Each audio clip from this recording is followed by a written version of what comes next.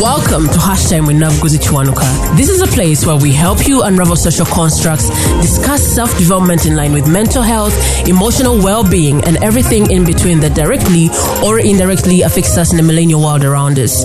If you're hearing my voice for the first time and are the kind of person who is not scared of being a better version of yourself even if it requires you to contradict who you were 24 hours ago, consider this your virtual home. I'm your host, Chiwanuka, and I cannot wait to engage with you in the various conversations.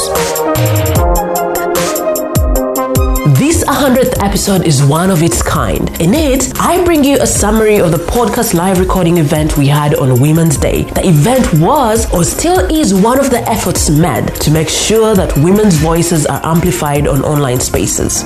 If it wasn't for MCI Radio, you wouldn't have an idea of what transpired that day. So, thanks to the team's effort that this comes to you as the 100th episode. Let's dive into it. Yeah, naturally, I'm a really shy person in person.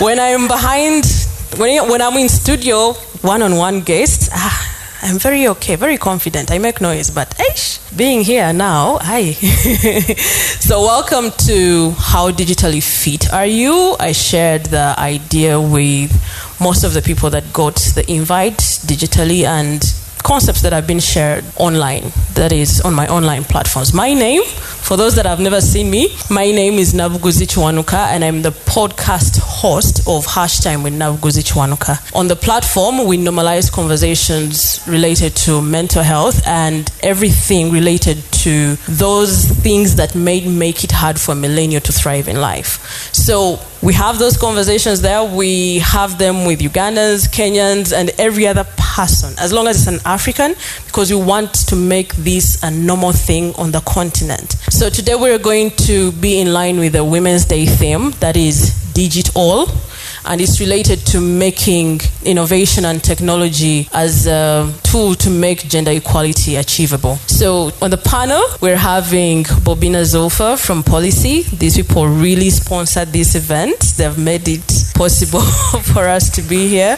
MCI also made it very possible. This is where we are. MCI Radio is also here with us, and they're streaming us live to various people that are listening in to the radio. So what we are going to do is we shall have the other panelists join us a little later. He's held up, but we're going to start with Bobina, who is available. And she can introduce herself. I'm seeing her for the very first time, so she can introduce herself. She's going to tell us about what Pollicy is after, and we shall start the conversation from there. Hi everyone, I'm called Bobina Zulfa, and I'm a data and digital rights researcher at Pollicy. Pollicy is a civic technology organization. We're based in Kampala and Bugolobi, but we work across much of the sub-Saharan but also global south, really. And I'd say our biggest offering is the research that we do at the intersection of data, tech and society. And a lot of that research is translated into programs and advocacy programs, mostly with our feminist movement building team who have made this happen.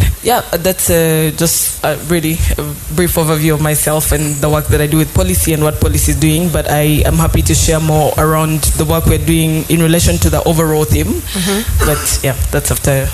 Thank you so much. So what we are doing today, when you talk about DigitALly, we are making sure that everyone, regardless of their gender, they can access these digital platforms. And the main thing that we're going to be talking about today is how online gender-based violence makes this hard. So we're going to hear from Bobina. When we talk about online gender-based violence, there are some people we know, when you looked at the form, there are some people that had no single idea of what that is, and yet these are things that happen day in, day out.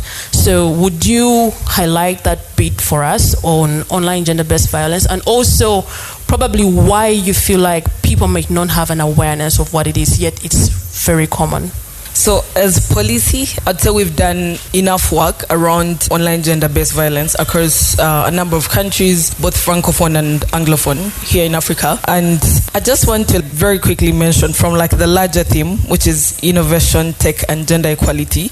I'd say as Pollicy, we basically working at the intersection of tech and data and society, a lot of what we do really does look at the impact of, the different innovations that are coming up. It could be the internet, it could be social media, it could be AI systems.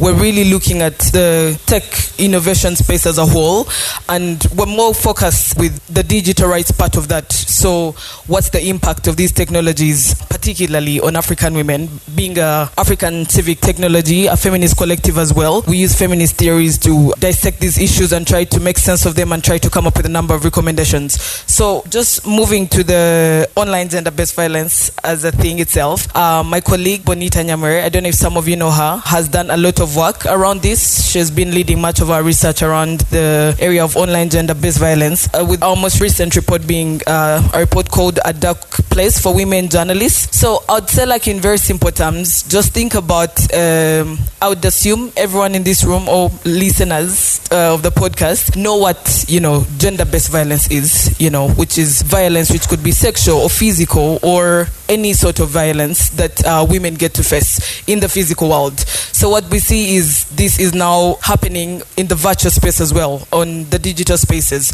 And so in very simple terms, that is what online gender-based violence is, women facing this violence on online spaces. And I don't know if you want me to just go a little past that. I just wanted to quickly point out that this violence takes the form of, it could be misogynistic hate speech, it could be sexist comments, body shaming, and this extends sometimes, as we see, from even the online spaces to the offline spaces where, some people's families and friends, end up getting attacked from comments that they were initially receiving from online, and they're translated to the physical spaces as well of their lives. So I'd say, like, that's sort of an overview of what online gender-based violence is. And I'd say in Africa here, from the research that we've done, the people that are facing this the most are women journalists, women human rights defenders, and politicians, compared to other groups of people. But those are the people that are really getting the worst of it in online spaces. When you mention the part where they are the most targeted, I think it's important for us to also highlight what the cause might be. Is it because they are easily accessed, or are they putting themselves so much out there, as opposed to someone who might really be at the back end, someone who is just like, I would say, a visitor online? They're very occasional. Definitely. But I think, again, like I said, using the feminist theories, one of the things that we found is generally from what was happening in the physical world, or what continues to happen today, is women predominantly have been told to live in the private spaces and men live in the public space. It's their world, really. So as a woman coming into a public space, it's already cause for, expect whatever is coming your way just because you're a woman and you're breaking out of a space that society has built for you. And that has to do with the patriarchal system that we live in today, because it's been constructed that way. So I would say that's one of the reasons that we see that happening on online spaces as well, because the online space has something that started out as something that was meant to be a democratic space, a space for everyone to come and freely express themselves. And now we see what was happening on the offline world being translated into the virtual world as well, where now again the virtual is a male space, and women coming into the space is like, how dare you're breaking the norm. So it has to do with the culture norm, our perceptions of these spaces that we occupy as men and women, very much so. But there is of course a number of other reasons. It's why you talking politics as a woman. If I feel negatively about your opinions as a woman, you're most likely to get like all this. I mean, it's not to say that the other gender or the other genders are not getting this backlash for their opinions. They still are, but we see that online gender-based violence is much more skewed towards women than men, and the data is there to support that. It's very important that you've highlighted the bit of the other gender also facing that rough patch. And it reminded me of someone that I was having a conversation with prior to today, and he said that he was managing a politician's social media, I think Twitter, and the messages that were coming in the inbox, he couldn't believe it. He was like, yo, women face this?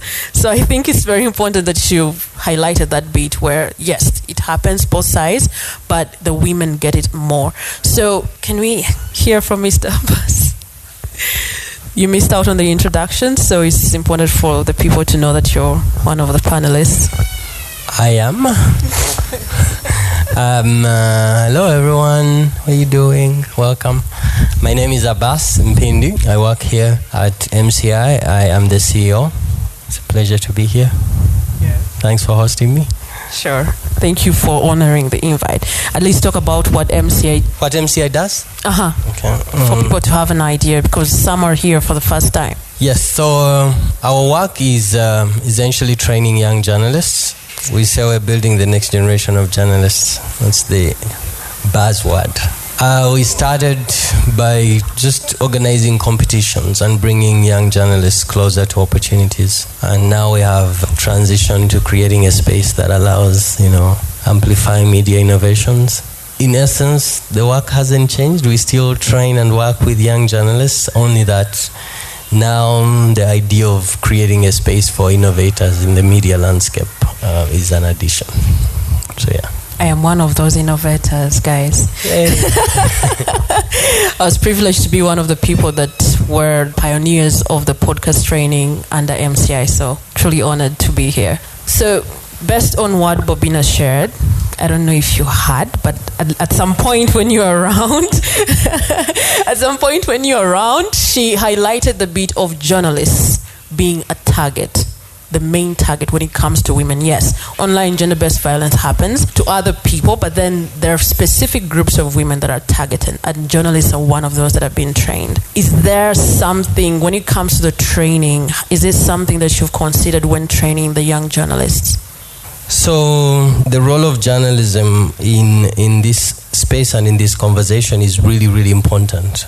And first of all, it's to look at how journalists are in themselves covering these issues. But the first thing to talk about, how are journalists being attacked? So not just online, but even in their newsrooms. So, and those attacks could be, emotional attacks on someone's capacity to produce or to work because they are a woman. Or it could be, sexual harassment in the newsroom and online as well. So we know as an organization that works with young people that people come back and say, I would have loved to stay in the media, but it's not for me. And it's painful to see someone who had the passion to work in the media, to tell stories, say they would rather now go into communication. And the reasons are things that could be avoided, but it's hard because some of it, like she was saying, is really intrinsic into how people behave and the traditions of a patriarchal society. Yeah. So is there a moment in your trainings or even the journalists that you have you had those kinds of reports to you before? So for our training, we have safety and security for journalists, and it just targets every aspect of what do you need as a journalist to be safe, whether you're, man or woman. But of course, what we also have added now is a component of mentorship, and we have a lot of female mentors who go through these experiences and are able to talk to the young journalists and say, this is the field you're coming in, and this is how things look like, and the support system you need in place. I was in Kenya. One of the things that we're trying to pitch now is the idea of, promoting leadership, newsroom leadership for women. And as an organization, again, which is like a whole lot of male-led, we are asking ourselves if we're the right people to do it. Maybe partnerships with other organizations that are working on that.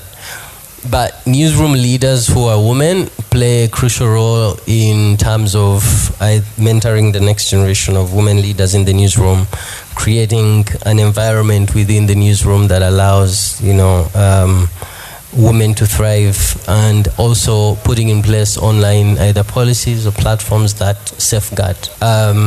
We hope that it goes through. But we also do gender-sensitive reporting training with other partners for journalists to learn how to, one, report about the importance and relevance of things like gender equality. Our fellowship is not just media and skills training. It has a big component on social justice journalism and leadership for journalists. And that includes, roundtable conversations between male and female fellows about the stereotypes. So we have an exercise where you talk about the stereotypes you hear, and we're able to really debunk them and see most of the even young men in the fellowship, by the time they leave the fellowship, their mindset and their thinking, which was previously probably very traditional, begins to be challenged. And then also for the space, the young women are also to be able to, speak up and say, oh, all along that's what you are doing, yeah?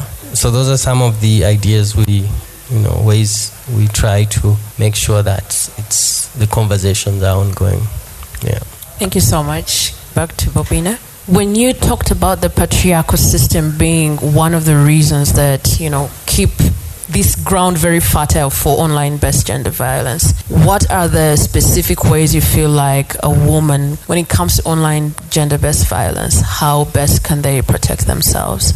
Okay, I'm probably not the best person to talk about this because I'm not a cybersecurity expert, but I do know from some of the trainings we do at Pollicy or from some of our recommendations in the research reports we put out along gender-based violence. I think we try to map out sort of multi-stakeholder approach to this, because there is no one group that can just dismantle this system that has been in place for so long. So there is different roles to be played by different people or stakeholders. So of course, as an individual, say being a woman journalist, it serves you to have the capacity to be able to protect yourself online. So that comes with the digital security training. I mean, he mentioned how they're doing some of that. I know a lot of newsrooms right now are doing, I know with the Future of Work project, with a lot of the people we've been partnering with, that's been a big element. Cybersecurity training, where they're told about all these, the passwords, this and that, block and all these,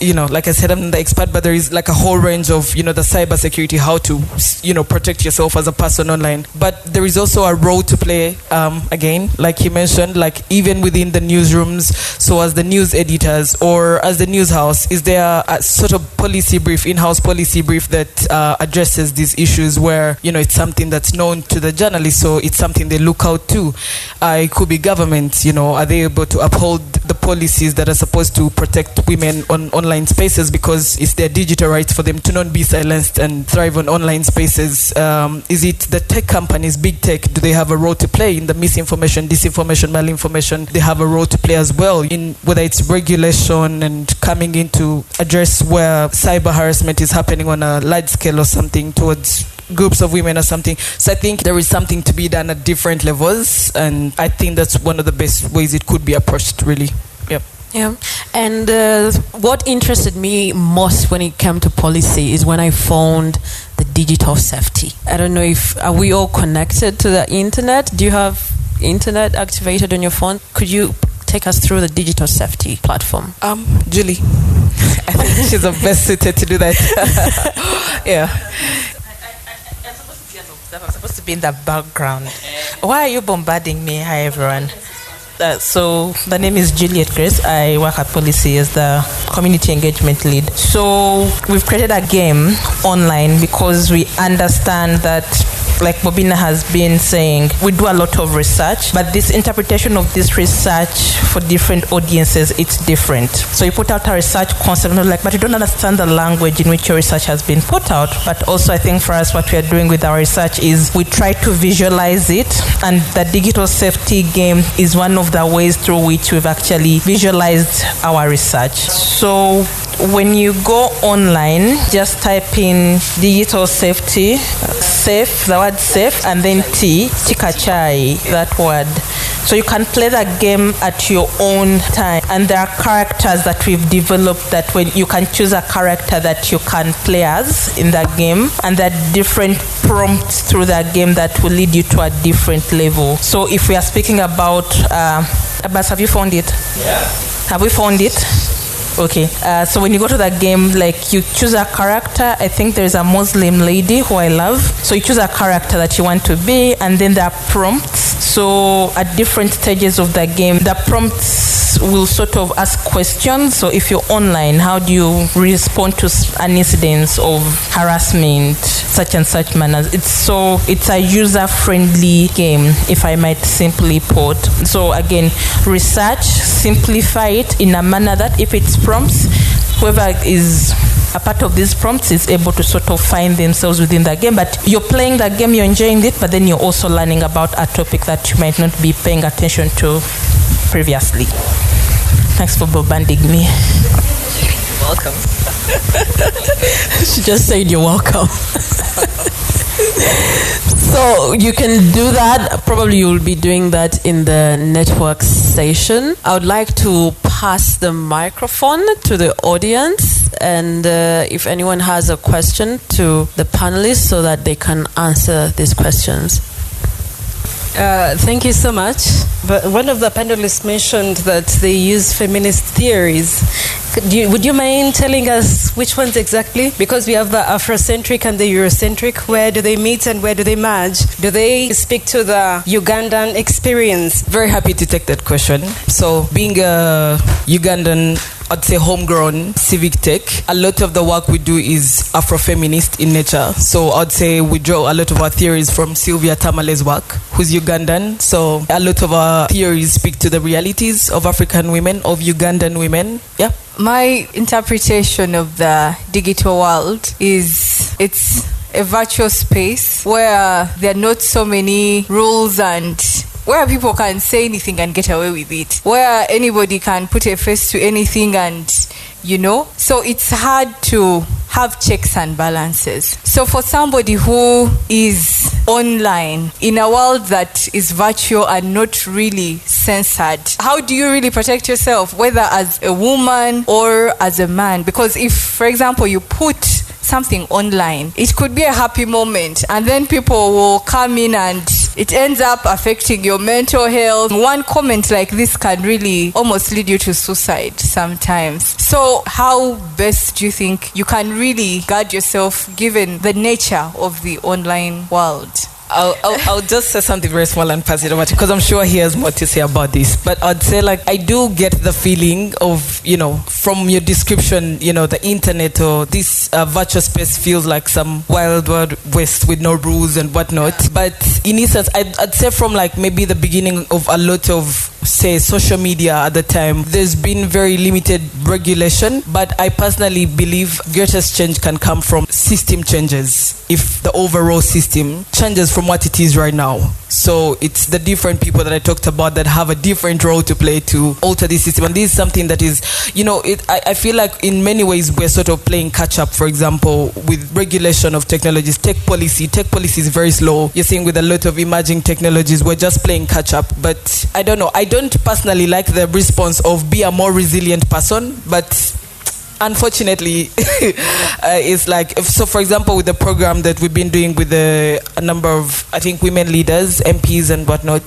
I think one of the things is that came from the amplified report abuse we did on politicians around the election in 2021 was these people are being, abused, and a lot of them went silent. They got off these social media platforms. But then it's it works against you to be offline, because as a woman politician, you might as well be on this space because it serves you to put yourself out, people to get to know your ethos, what is it you're trying to do for them. So it's a disservice to be silenced. So it's maybe sometimes it's try and be resilient. But I personally don't like that response. That's why I personally would like it seems like a slower process, but system changes I believe would be the most efficient in just addressing this entire system that's sort of a mess right now. Yeah. So this Ghanaian song, I think, says if anyone is stressed this year, I will delete them and block them. Yes. So I go for that radical part of block, delete. But I think there are different levels. There are people who are big tech that are doing the work, and I think Pollicy is also doing the work of training people and exposing them to different tools to protect themselves. Digital safety, like that one. Please access it and use it so that you can know how do you create all these passwords and things like that. I set a limit for myself in terms of, for example, from a news consumption, if I start from there, I know what, during the COVID lockdown or 19, that was just a lot for people taking, and we are saying, please have a news consumption limit, right? So that if you watch TV for a specific period of time and know, I've just been seeing dead bodies and now, numbers of people, and it's affecting you. And it's the same with social media. The thing that recently I was looking at, my phone now can give me, I guess maybe it's a cool phone, but the phones now can give you like the number of hours you've spent on different platforms. So, and I was looking at the number of hours I spent on WhatsApp, to be honest, and it looked like I've not been working at all. It's like 26 hours in a week. And it could be that I'm working, right? But that time that you spend there is also the time that exposes you to different, online, people are talking about clickbaits, who is sending you what kind of information. So I know my limit in terms of consumption. Then even on the different platforms for you, knowing, are you an influencer? Yeah, if you're not an influencer, then...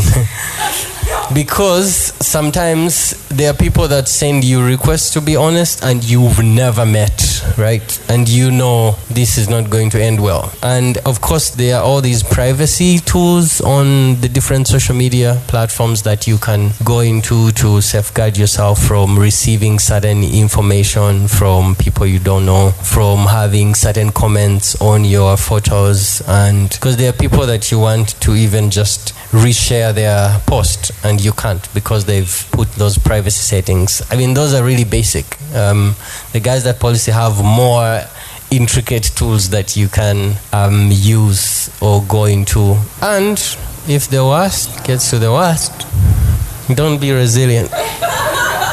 Just take a social media break. The best time I've enjoyed sometimes is when I've lost my phone. And at the beginning it's like too much to be there without a phone, but then you realize after, if you spent a week without a phone, there's some sort of going back to old school, right? That you're okay, right? So maybe you need that as well, so that you don't have to be online all the time if it's getting there. Yeah, mine are not really technical, they're just simple tools. Now that you ask whether she was an influencer, had I been the person to ask, what advice do you give me? Are you an influencer? I am. What are you talking about? Influencers, I think you still have tools to, I think there are now even language filters where you can say, okay, this is comments that should not come to my inbox. So I think for me those are really basic in terms of privacy settings, but I don't think that's pretty enough for you as an influencer, because you every day, if you have followers, you're always adding numbers. Maybe you need her advice of resilience to build your one of the other things. What for me, I like to do digital literacy for at least to have conversations with other people, as a man, to have conversation with, other young men that we mentor here, because the tools they are using them, and maybe whatever they're doing in those inboxes and comments, maybe they are not aware where it comes from, right? And so we are not talking about what they're sending. We're talking about like what gets you to behave like that, right? And I realize there are tools online, but there's also, let's go back old school and create spaces where we can have conversations of why we should be just good human beings, right? When I was starting my career, we used to go to the universities and like even high school to train people about making smart choices. And some of the conversations really had to do with all these things. But at the end of the day, we do the things we do because there's a certain way we are behaving online. And it's the same way we behave in physical spaces. If I can, on a virtual platform, make sexist comments, it's very clear that even in daily life, I will do it. I'm not hiding. There's some people who will hide behind other faces or other handles that are not theirs, especially if they want to attack someone and they don't want to, like anonymous. But if that person is doing it online, they definitely do it in real life. And what we've lost is continuous engagement in physical spaces to challenge each other and to be able to say, because when we talk about fake news and how to stop it, and we tell people before you click or share, please think 3 steps. But in real life, we also tell people filter, right? filter. Just think about it. Just think about it before you actually speak something that you know will be insulting or dangerous to the other person. And for me, it's just the humanity that we need to be able to bring from physical spaces to bring it online. So it can't be policy work, it can't be MCI work. Even organizations that are working on daily working with young men and young women, these conversations need to happen, because there is nothing that is virtual that is not happening in the physical spaces. If a woman puts, they are at the swimming pool and they maybe post a picture when they are swimming or at the beach, if I can comment sexist comment there, it means if I was at Gaba Beach, I would do the same, right? It hasn't changed really. I didn't give you the influencer response. Be resilient. As an influencer, I think you need more. I think influencers need really more digital safety and security training, and you should invest more money into not getting the basic toolkits that we get, but real hardcore trainings, because that's where you are earning money. That's where you spend almost, your whole life there in that space. And that's it's like if I wasn't, this is my influencer space, right? If I wasn't keeping this, I do each and every day an extra step to make sure it's safe for me and for everyone else. So I think influence the same way. So when we talk about people that are working online, you realize that some online spaces or virtual spaces become property, or digital spaces become property to some individuals. And when Abaas was speaking, I remembered a Kenyan lady who had a YouTube channel with so many followers. And the moment, I don't know if the boyfriend had her password, but when they broke up, he deleted all the content. And she could no longer access the platform, so she had to start afresh. And that for me, I think when I see some of these people talking about sharing, you have to share passwords and things like that. And I remember I had to think about the podcast that I have, and I was like, hey, no one is supposed to have anything related to my work or even my platforms, because now my social media may not just be for fun or anything. There is more to it that happens. So to add on to what they have mentioned, personally what I do is just keep in check of, I might not have control of the people coming to my space, because sometimes some people come through the podcast, or someone has shared something about you. But it's also important to check the people that send you friend requests. Sometimes I don't have time. It takes a lot of energy to study every other person's account. Now when someone sends me a friend request, they don't have a profile picture, or they don't have a real identity. They have locked their profile. What do you mean? I don't know you. You've locked your account. How am I supposed to assess you? We need to start assessing people before allowing them into the spaces. Because if you're talking about, even like he's mentioned, even names. There's some people that I wanted to even highlight on my friend list. Like, you guys are so lucky to be in my space because you don't have real names. Because I don't do that. I want a real name. Someone sends you a friend request and they're bidi abidi mwa abidi. And so how am I going to respond? You're going to comment on my post and I'm going to say it doesn't make sense for me, because when I relate with people online, I want to relate with them the way I relate with them in real life. There are people that say, don't take social media serious, but some people live their lives there. So do everything that you need to take care of your spaces. You own a business online, please use Pollicy's digital safety. It's going to share with you insights on how to protect yourself online. Hello, thank you for the knowledge you've given us so far. My question is regards to research. You talked about politicians and media personalities. However, with the way that technology has impacted the society, and you have kids and school-going children, on social media. In your research, do you do such research when it comes to schools and the impact of online gender-based violence in schools? And what has been your finding in regards to that? That's a very interesting question. So we do not have something published yet on that, but we've done work on minors. We have a report in the works called Gen Z, where we look at the internet usage patterns of the so-called digital natives, the young people born in the digital era. So from the research we have so far, yes, they do experience a lot of online gender-based violence. A lot of them have talked about the same things that have been happening, the negative comments, the sexist comments and whatnot. So we haven't, because we don't have the work ready to get out to the public, I can't quantify it for you and tell you it's a bigger problem than, say, for example, for human rights defenders or for journalists, but it's an equally bigger problem for that, especially being people who are constantly on online spaces, even way more than the older people, especially here across the continent. From the at least data we have, it is a problem. The minors are complaining about it as well. Maybe to just add on that, we have a program here called Media Literacy for Kids, and Tracy and other people here are trainers. And the rationale was to train kids between, I think, 5, 7, and then 10 to 12 or 10 to 14, how the media works, right? And when we talk about media, we didn't say journalism. We talked about, how is media created, who is behind, movies you watch, what do you see online. So we do have here at MCI a curriculum to train parents, teachers, and kids themselves. And then we had an event here where one person who works with the Children's Authority, I think, if I remember very well, and they have all these cases of kids, teenage girls or kids who are befriended by old men online.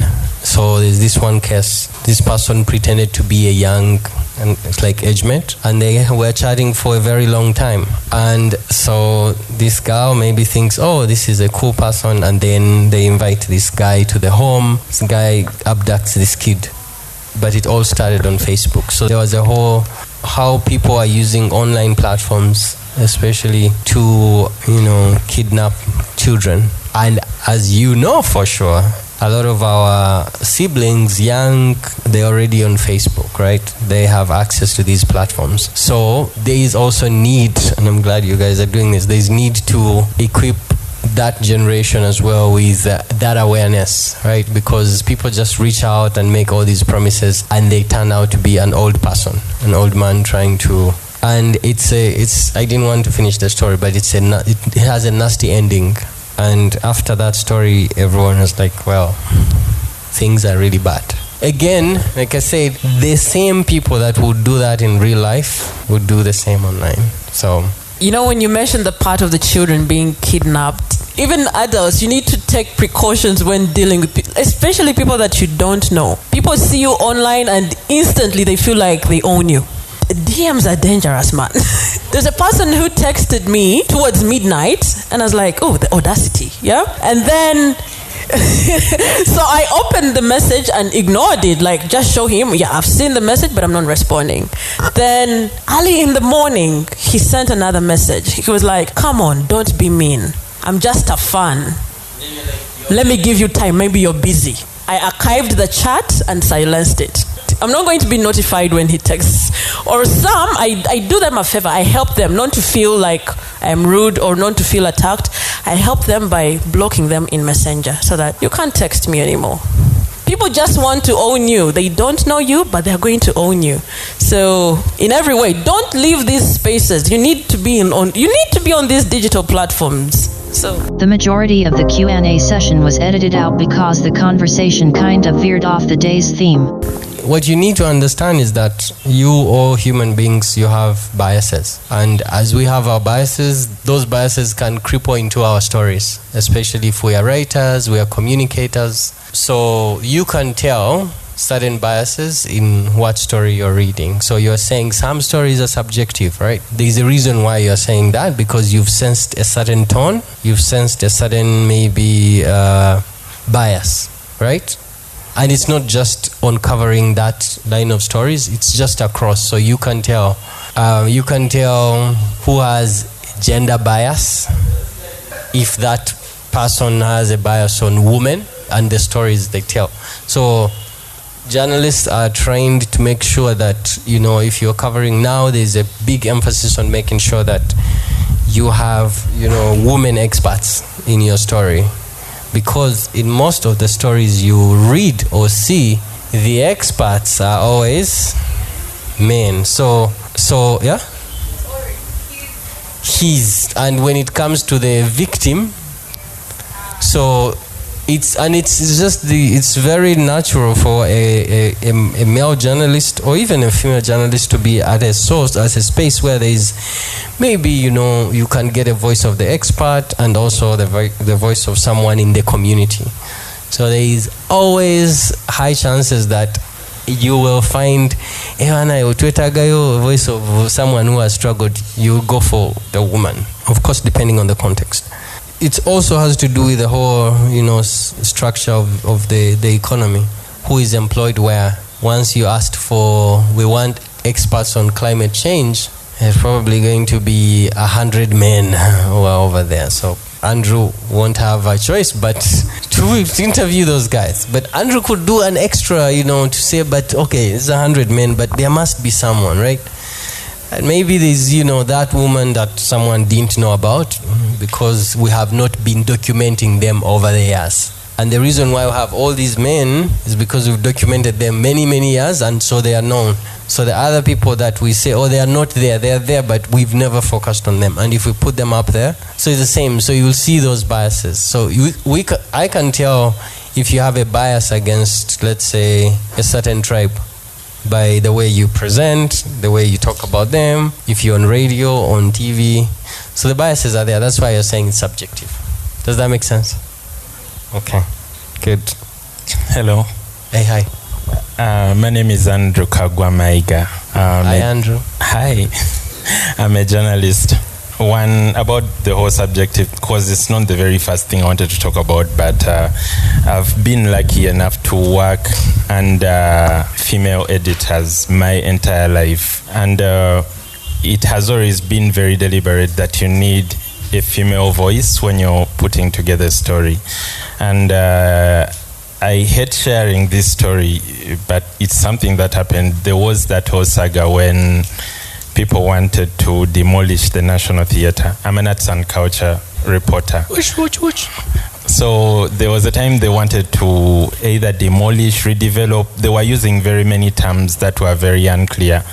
So I was very vocal online about the whole thing. We started a campaign where we printed a couple of T-shirts of Save the National Theatre and everything. So the minister at that time was the Minister of Gender, cause Art and Culture simply under that. It's not really a department, it's a desk. So I scheduled an interview with her, and then she first hesitates to give it a yes, but then eventually says yes. So I turn up for this interview, and I'm ready to fire away, and she's like, first wait. And in no time, men come and now sit around her. That one of them was, I think, and other men I didn't know much about. So I start asking her questions, and whenever I would ask a question, they would bounce it off each other, and then by the time it gets to her, it's either useless. So I noticed that she was technically avoiding to be the source by fronting these men. So I started firing the men direct, and I remember the end of that whole interview was when was like, so do you still stay in Perere? And that threw me off. That interview never ran, it didn't run, cause after that everything about that interview went upside down. But my point is, at times, actually, people try their level best to include everyone when they're interviewing, but you're going to find someone that will be like, I need you to withhold everything I told you. I don't know if my husband will be okay with this coming out. Okay, last question to Mrs. Bobina. I wanted to know. Okay, Miss, you can just call me Bobina. Yep. Okay, Bobina. I want to know, there is an issue arising when it comes to property, especially in marriages, and such things escalate onto online social media. And have you done research in line with that? How property is affecting online gender-based violence in a way? No, it's not something I can speak to.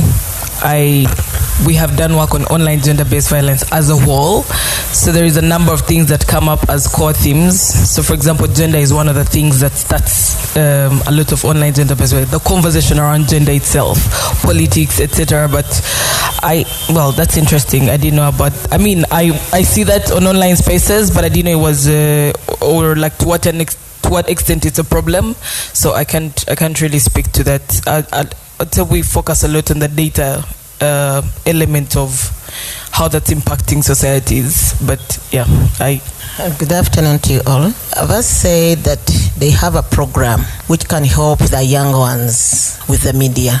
But then when I look at it, there are some of us who have just dived in because it wasn't our thing. We have just entered into your era.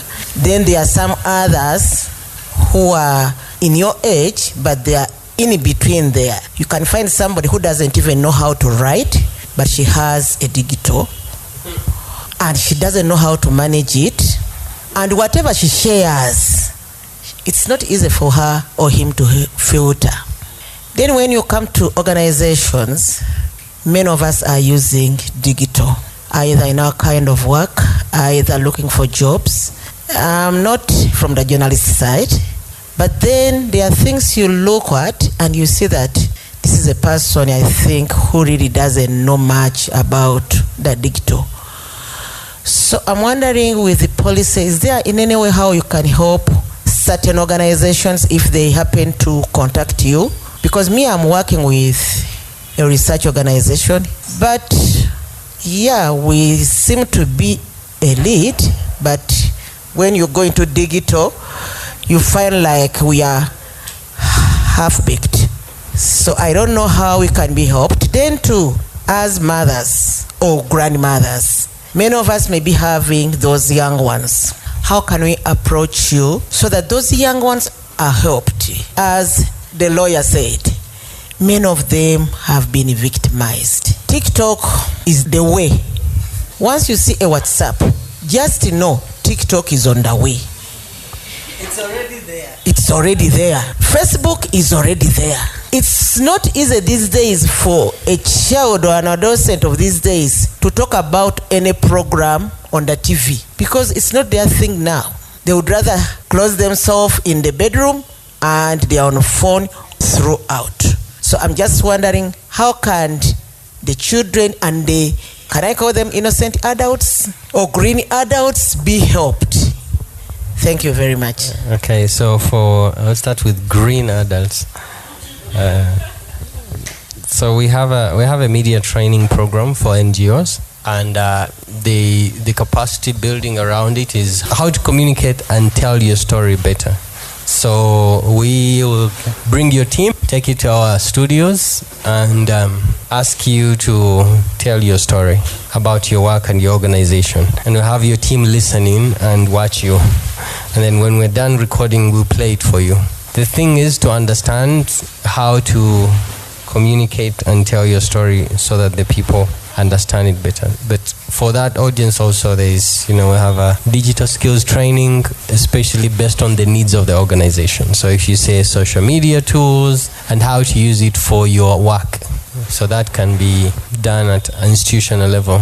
So we do those trainings. I don't know if there is anyone who has the power right now to fight TikTok, to be honest. It's scary because it's just, even the sound of TikTok, it's meant for kids. It's just like, TikTok, we're done.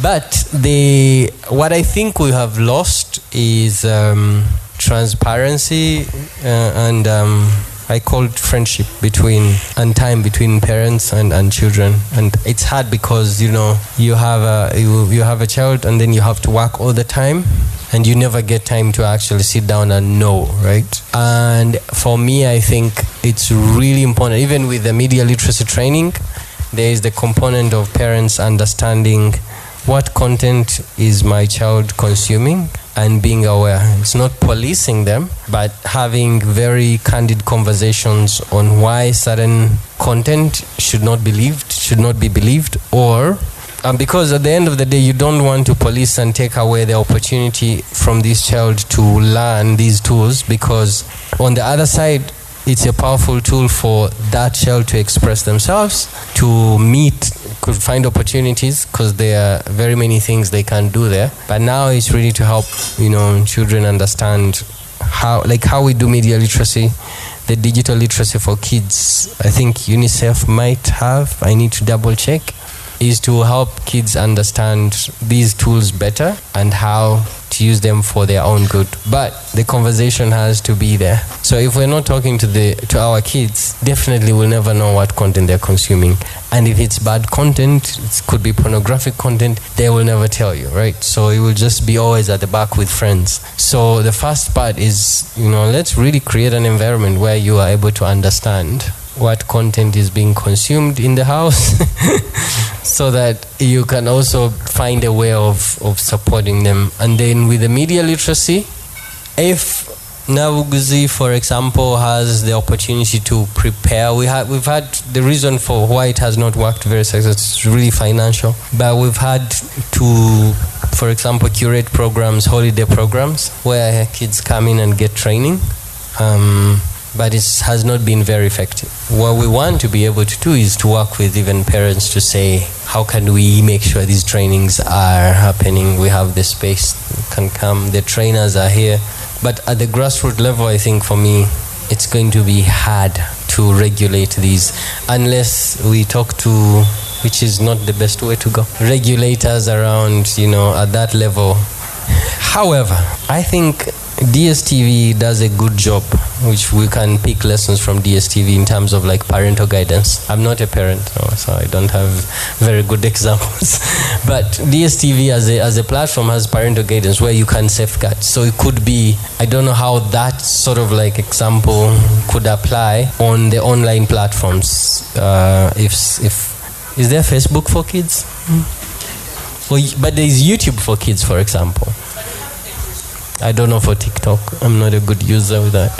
So YouTube, for example, has you can set it up. I've seen even people who can afford Netflix now, but it's really hard. So the thing, I think for me, the best protection is this conversation, because that's the first line of defense, so that there is trust that my child can confidently come without fear of reprisal.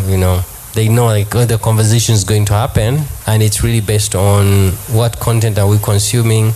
Is it good for you? So media literacy, for example, we help them understand the thought process behind creating movies, so that when they see Superman, they can try it out. But please, don't do the other.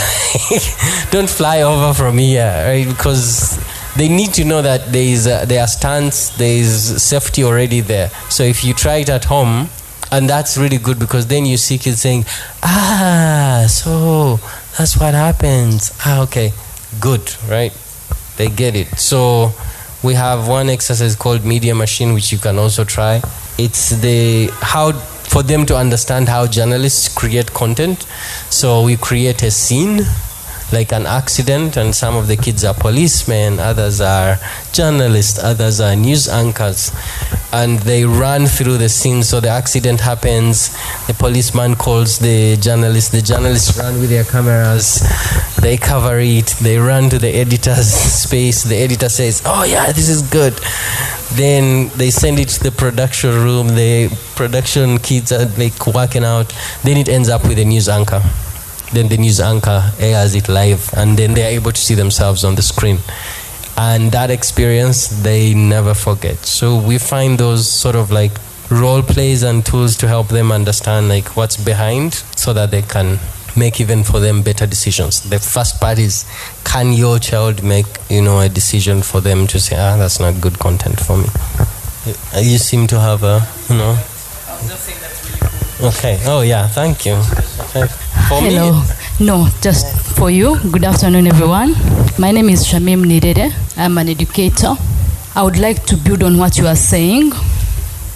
Part of what we do at Zero Education is we ask ourselves what skills should today's children be learning, and then we support schools and also run programs for that. Before I bring a proposal to run that program for you, I would like to just share that what he said is not sustainable to police children today, because children, for example, born after 2010, they're younger than 3D TV. It's not even their future, it's there now. Facebook is their past. It's for us adults. It's for us grown people, grandmothers. For them, yes. So it's in their world. I don't like your tone. No, I've had teenagers roll eyes on you like you're on Facebook. No. So what I'm trying to say is that TikTok is there now, is there present. So what we do is, what I encourage parents to do is let's get children to also be part of the people to create content, not just consume. Because children have amazing stories. The stories you tell your children as they go to bed, they can create so many stories, So apart from just being consumers as a continent, how can we contribute to creating that content? And then we teach young people and children to be responsible online. One of the challenges right now, even as adults, is managing distractions. There is so much noise that even you as an adult, you fail to work because of notifications, because of TV. So there are some things you start with. For example, at home, you use one gadget at a time, even for children.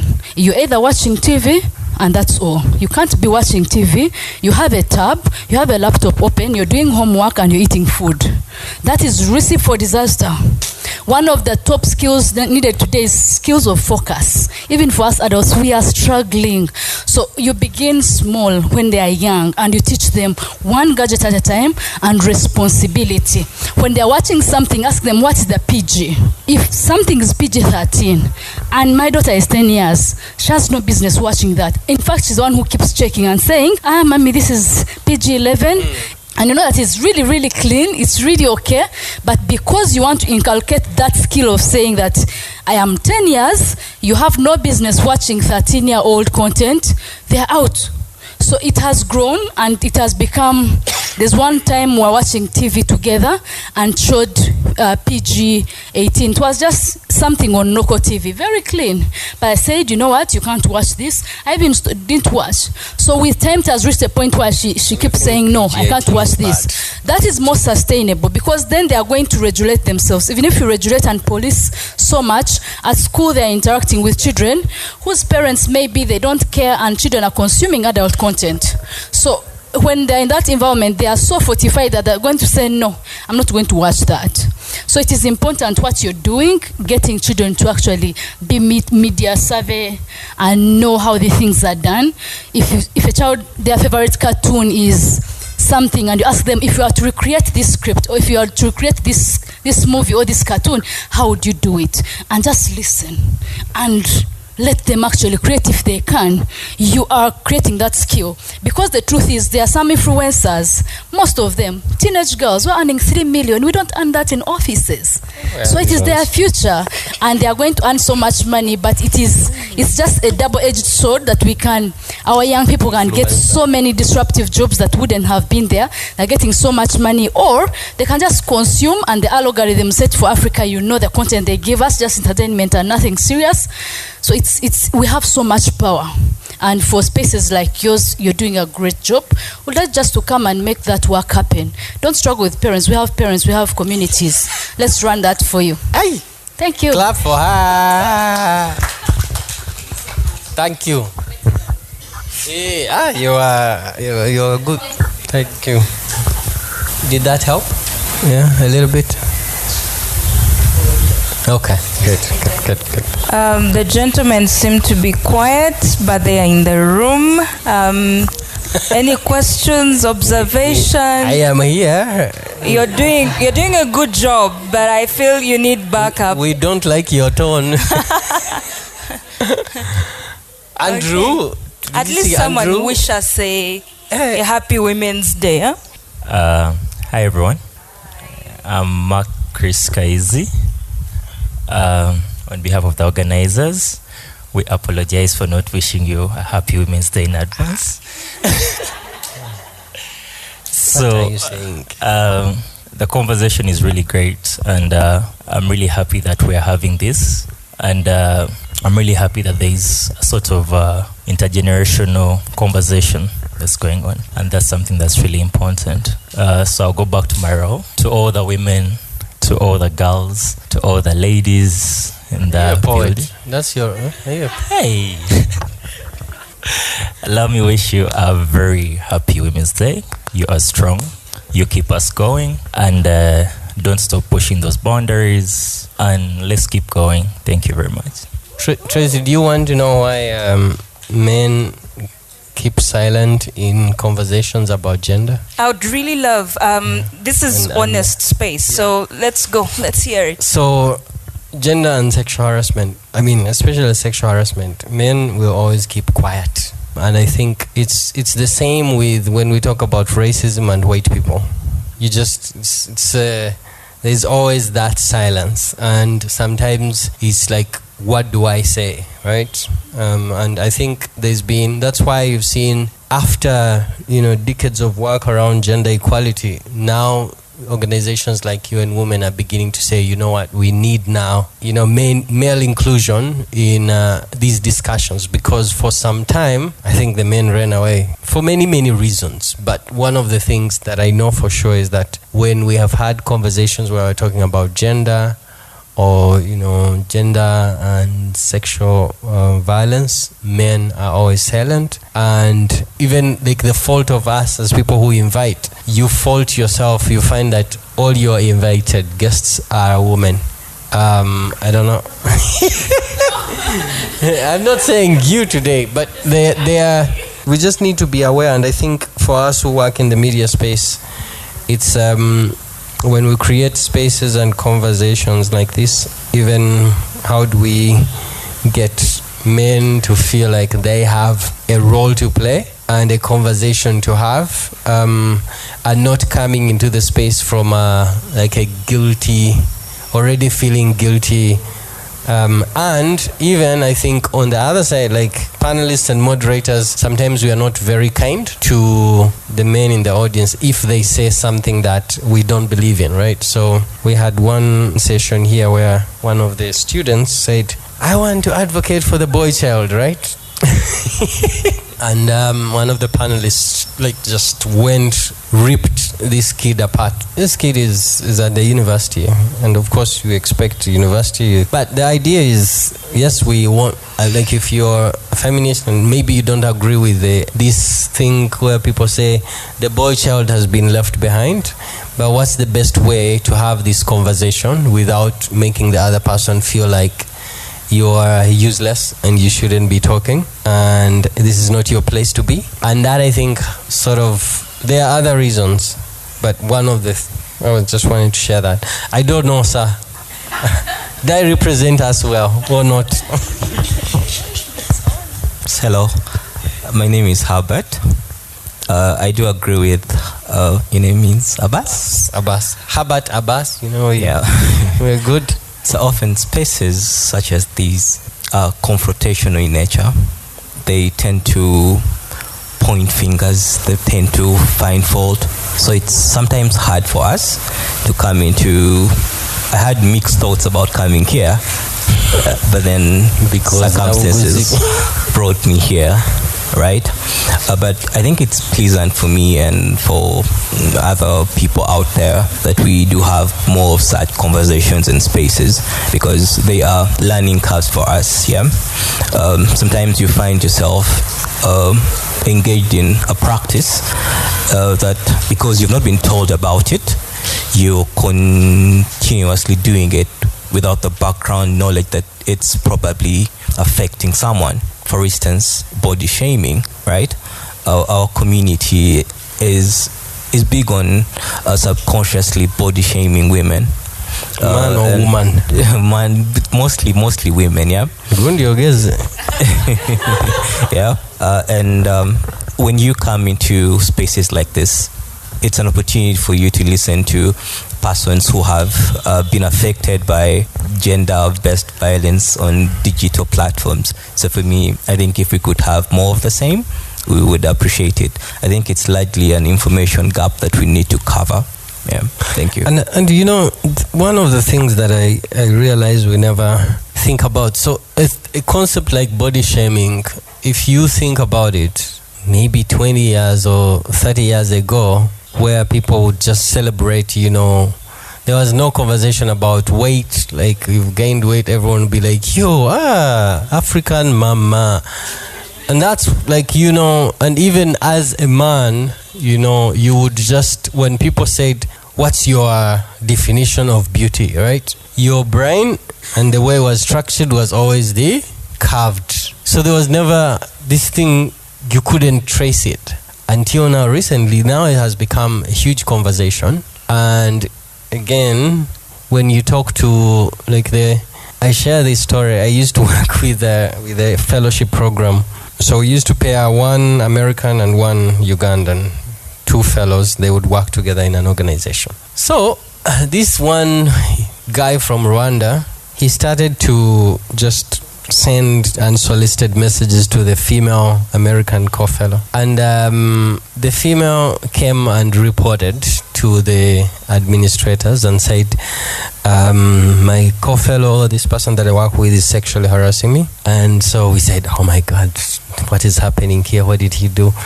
And then we brought them together and we asked the guy, and the guy was like, what? Sexual harassment? I didn't even touch. I just to text, and for him he became very rowdy. He just was shouting at everyone. He's like, no, there's nothing you're going to tell me. And when you sit back and argue with this kind of person, you realize there's a history that gives them this sort of like thinking that there's nothing wrong they've done. And you know, when you're having conversations that could change mindset with this kind of person, you have to think about where, you know, the history, where this person has come from, their values, their beliefs. And that's how now that conversation is going to go. Because if you want to prove to him that he's wrong, in his mind it's just going. And it took time for him at the end of the fellowship, after very many conversations that would happen through spaces where the women would share what they're going through within the community, then he would get to say, okay. So for him, sending messages is his right. That's what he thinks. So there's not Ngamba, right? This kind of thing. So it's the same. Like, there are people that you talk to and they just keep commenting on weight, on bodies, and even when you say, but that's wrong, they say, go away, right? And that go away seems like but it's, yeah. So we need also, like, and I think the researchers need to feed into this historical context to explain, like, where some of these things, you know, come from, especially with spaces that are getting to have more of this conversation and transitions from a patriarchal traditional society into now a more inclusive society. Takes, you know, that time. So thank you so much for engaging with us. Bobina wants to say her last words. She's run out of time, so let's give our audience, then we shall carry this on. Thank you for having me. Thank you for having us be a part of this. I unfortunately won't be able to, talk over cocktails, but please reach out to me if you'd like to talk about any of the work we're doing as Pollicy, or to reach out at Pollicy as an organization. Reach out to us. We're open door Pollicy, really, so we're happy to do the work together. I guess just before I leave, I'd like to say the reason these spaces feel confrontational is because the gender equality has to do with a power imbalance. So the power has been tilted towards one end for so long. And so I'd actually like to, personally, my final remarks, to just say, for the conversations that we're having, like he pointed out, to be able to come in spaces like this and talk about things like gender, body shaming, etc. It's because of the work of feminists who have been, talking about these issues for a while, and now they're becoming more mainstream, which is great. And it's, I think, just really amazing to know that this could be carried on, and our societies could be more inclusive, and just people could live freely, the way they would like to, without all these stereotypes and just all these the burdens that women have had to bear so long because of the way our society has been set up for so long. And so, happy Women's Day to all of you. Happy Women's Day to the women doing the great work. Happy Women's Day to the people that are doing the work to make our world a better place for everyone, for all humans. And yeah, it's really amazing to meet you all, and great conversation. Great meeting you, Abaas. Great meeting you as well. I'm sorry, I have a problem pronouncing it. Nabuguzi. It's my bad. But no, thank you very much for having me here, having us Pollicy be a part of this. Thank you so much for being around. So I don't know if there is any other person who wants to share something, or maybe we should just break out into the networking session and drinks. He has found it important for me to highlight that. Is there any other person who wants to share something, ask something? Hi everyone, so my name is Tracy. I feel like when it comes to gender and the very deeply entrenched connotations that come with it and the power imbalances that come with it, we often forget the cultural aspects, the norms, where we come from. These do not just start today when you have Twitter and you have your TikToks. These start from when we were young. You have a neighbor, an uncle who's like, and it's you sweep it. It's okay. It's no more. You're growing up, and then it grows. But you see, the boy had that. You had that. Your mom didn't say anything. You didn't say anything. The boy, your cousin had it. We kept quiet. You grow. You reach school. That chick is a tomboy. Eh? Do you see? Like, she's not like a girl. So those things, we say them, the kids pick it up. They are innocent. Right now, there are statements that you will say around, for example, my daughter, and she'll be like, you're rude. You're rude. You just can't call anyone anything. You can't body shame. And she has put this at the back of their mind, right? But as parents, as guardians, as friends, as cousins, there are these things that, you notice even around kids. Hey, you're this and this. And they say them, but they got it from you. They got it from auntie so-and-so. I think we need to shift from the grassroots. That saying of I can't say it in my language, you won't even understand it. But a stick is bent when it's still. Yeah, that one. I don't know if I said it, you wouldn't understand. But you need to bend the stick while it's still young, because once we are grown and we have our accounts, you really can't mess with me. That's what I want to say, and that's it. I'm going to say it. But let's start now, and then probably the next generation will be a little bit more equitable and more sensitive. Thanks.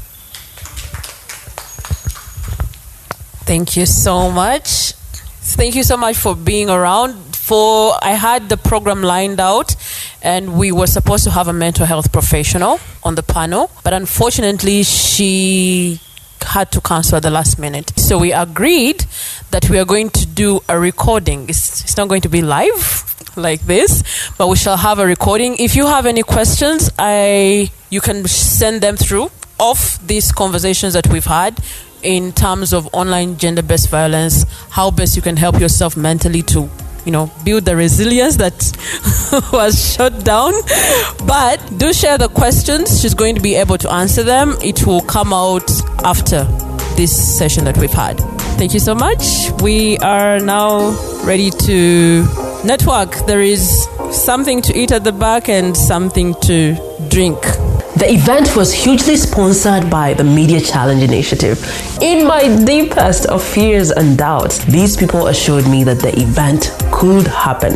Pollicy equally made sure that while we were having a transformational conversation, it would be kind for our attendees to network over some bites and drinks. To the individuals that worked heavily to make this day possible. Simon Kakoza of the Media Challenge Initiative, Odwojo Gero of Core Media, Okello Herbert Andrew of Untold Stories Uganda, Alika Kembo of MCI Radio, Zoe Nakuya, Anna Grace Awili, our panelists, Abaas Mpindi of the Media Challenge Initiative, and Bobina Zulfa from Pollicy. And to our live audience, thank you. Thank you so much for turning up. Thank you so much for tuning into another episode of Hashtag with Navguzi Chwanuka. If you loved what you heard, make sure you subscribe to Hashtag with Navguzi Chwanuka in your podcast platform of choice and share it with your friends, loved ones, and everyone that you believe is affected by the millennial world around us. If anything resonated with you during our conversation, do not hesitate to share with us on social media. We are at Hashtag with Navguzi Chwanuka on Facebook and Instagram, and on Twitter, our handle is at HTNK Podcast. See you next week. Bye.